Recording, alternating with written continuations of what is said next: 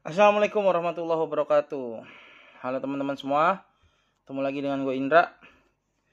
Gue mau sedikit bahas tentang gosip-gosip adanya resesi di 2023. Kenapa gue pengen bahas ini? Karena memang sedikit banyak pasti akan berpengaruh ke teman-teman yang punya gangguan kecemasan, apapun kecemasannya, ya.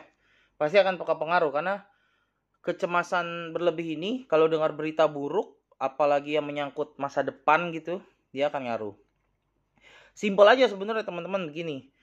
Kalau yang lo takutkan adalah eh, hal-hal buruk yang terjadi di masa depan atau takut kehilangan harta dan lain-lain, solusinya sedekah.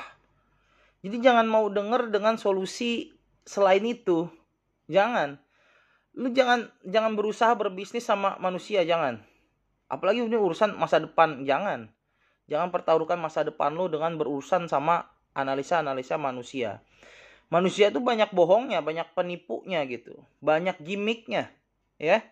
Jadi lu jangan mudah percaya gitu, apalagi manusia-manusia di akhir zaman macam kayak begini gitu. Apalagi kasus-kasusnya tentang masalah global kayak gini gitu. Saran gue lu nggak perlu harus tahu detail, nggak perlu cari tahu detail gitu. Gue udah coba tonton beberapa video-videonya ya kan, lagi booming banget lah di YouTube. Di podcastnya dia di Kobuzer aja ada yang diundang untuk bahas itu tuh gitu. Jadi lu nggak perlu cari tahu tentang itu, nggak perlu. Apalagi lu masih punya gangguan kecemasan, nggak perlu. Lu yakin aja dengan janji Allah bahwa siapa yang mau bersedekah itu Allah pasti akan tolong di saat sulit. Apalagi dia mau bersedekah di saat sulit. Ini lu lagi sulit nih, lagi kena gangguan kecemasan, banyakin sedekah. Allah akan tolong, itu janji Allah nggak mungkin diingkari. Astagfirullah, nggak mungkin, lu harus percaya. Na'udzubillah min dzalik. Cuma orang-orang yang zolim, yang parah, yang betul-betul yang nggak punya otak lah ibaratnya. Kalau yang menganggap itu tuh bohong, itu janji Allah loh, ya. Jadi memang susah dinalar pakai logika, kadang nggak masuk nih. Misalnya gini nih, saran-saran mereka nih, gue ungkapin aja ya, saran-saran mereka ujungnya kalau nggak asuransi, kalau nggak nabung. Coba di ini lagi nanti buat menghadapi ini, ya pakai pakai bahasa-bahasa ekonomi ya, dan gue nggak perlu ungkapin detail ke lo karena panjang lebar nggak ada gunanya juga. Ujung-ujungnya pokoknya lu disuruh saving gitu, simpen simpen, sementara itu bertolak belakang sama konsep sedekah. Sedekah konsepnya apa? Bukan simpen, buang. Buangnya kemana? Buangnya sedekah, bukan lo buang buat hawa nafsu lo gitu, bukan. Lo disuruh buang untuk dikasih ke orang lain yang masih saat ini lo, saat ini tuh kesulitan gitu. Saat ini tuh nggak bisa makan banyak men. Terus lo tega nyimpen di lemari lo gitu. Naudzubillah min dzalik gitu kan. Jadi, nah gimana bang? Gue juga kan pengen punya rumah, pengen punya mobil. Sama gue juga gitu. Sama gue juga. Semua juga pengen begitu kan. Makanya di sini gue bilang, lu kalau bahas masa depan mintanya sama Allah, jangan jangan percaya statement-statement manusia gitu. Daripada duitnya buat asuransi, daripada duitnya lu simpen-simpen, mendingan lu sedekahin, ya kan? Ada sumur di sekolahan di daerah, misalnya di pesantren di daerah, di sekolah gitu kesulitan airnya, lu bangun di situ, lu kasih duit lu. Itu namanya baru bisnis yang bener gitu, ya. Lu langsung berbisnisnya sama Allah gitu, dan janji Allah akan dilipat gandakan di dunia dan di akhirat. Berarti gue bakal kaya bang. Kaya itu bukan berarti jumlahnya.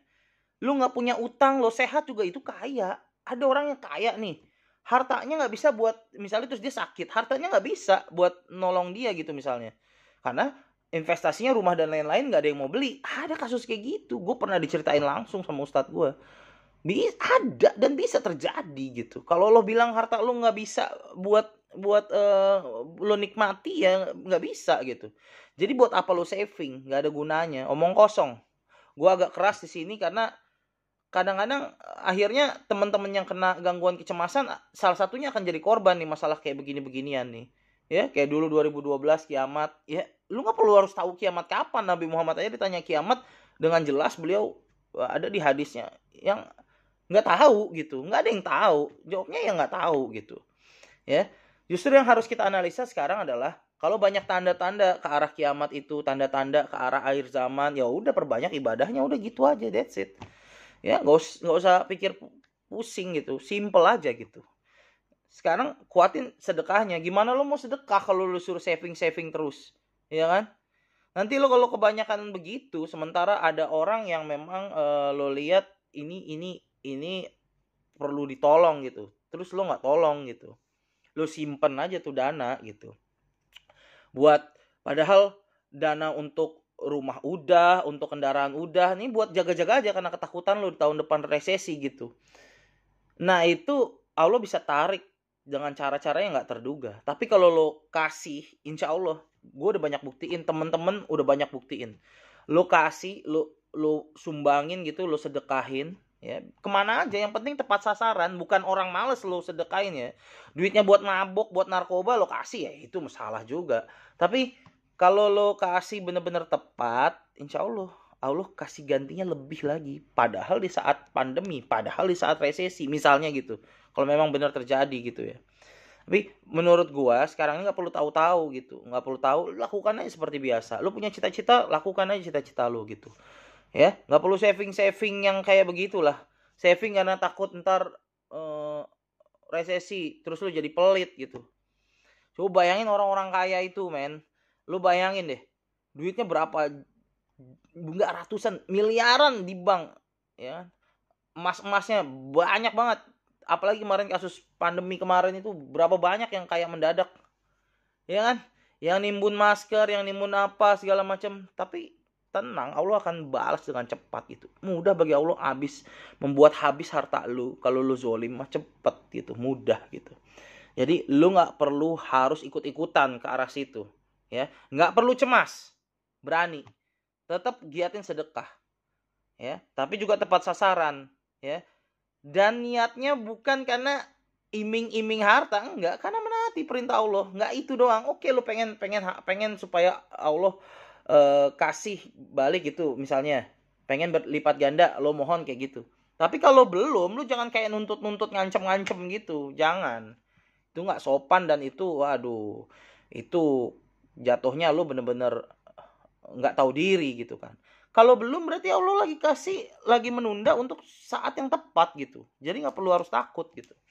Itu janji Allah, Allah pasti akan tepati. Lu nggak perlu harus takut, nggak perlu harus ragu gitu. Kasih, ikhlasin. Kayak gue kasih konsep kan waktu itu sedekah itu kayak buang kotoran gitu. Lu buang air gitu. Ya udah lu nggak pengen lihat-lihat lagi kan gitu. Sedekah udah kasih. Mereka lebih membutuhkan gitu. Mereka makannya aja besok belum tahu gitu. Kadang-kadang ada yang 1 hari makan, 1 hari enggak. Masih banyak. Di Jakarta, di sekitar lu keliling, lu nggak percaya. Masih banyak bejibun yang kayak begitu. Yang punya utang misalnya, lu bantu gitu. Yang kelilit rentenir, yang kelilit utang-utang bank tuh, lu bantuin. Gitu. Ya, jangan sampai lu jadi nimbun-nimbun harta gitu. Emang lu mau jadi korun gitu. Hartanya akhirnya dia kekubur di hartanya sendiri gitu ya.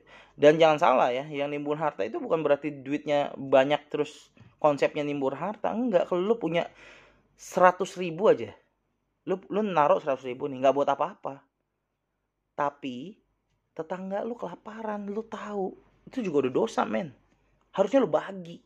Nggak perlu semua, lu bagi 20%, 15%, 15.000 lu kasih. Begitu juga udah jahat lu sebetulnya gitu. Jadi konsep sedekah tuh begitu. Bahkan ada ustadz yang bilang, kalau lu kumpulin segelas gitu setiap orang, lu yang keliling gitu, beras segelas, minta beras segelas. Gue rasa nggak bakalan berat orang ngasih untuk segelas kan. Beras segelas gitu, sedikit itu kan. Lu kumpulin di masjid terus lu kasih pengumuman. Ini ada beras gratis, ayo yang nggak mampu bisa ambil gitu misalnya. Dan akhirnya banyak orang yang ambil, itu lu dapat pahalanya besar, dan kita nggak tahu bahwa sedikit aja tuh bermakna. Makanya buat teman-teman tuh, lu kasih tepat sasaran deh, masya Allah, indah banget berbagi lah gitu ya. Jadi ingat, nggak perlu takut dengan ancaman resesi dan lain-lain. Kita punya Allah Subhanahu Wa Taala, minta supaya kita tetap dianugerahi rizki yang halal, berlimpah, berkah buat diri kita, ya, tanpa harus jadi pelit dan nggak mau sedekah. Oke, wassalamualaikum warahmatullahi wabarakatuh.